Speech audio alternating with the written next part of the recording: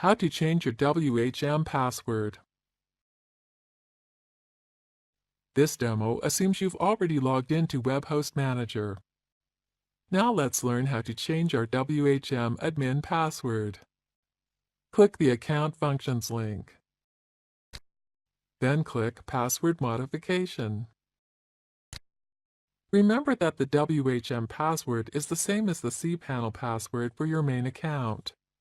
In this tutorial, our main account is demoreseller.com, so let's go ahead and change its password.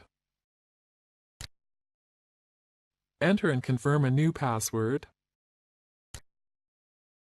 Then click Change Password. That's it!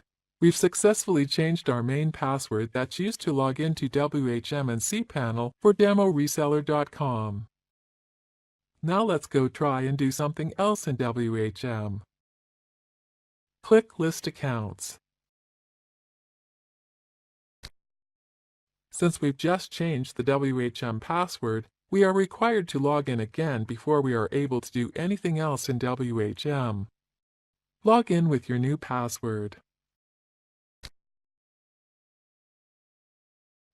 We are now logged back into WHM.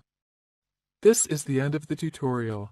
You now know how to change your WHM password.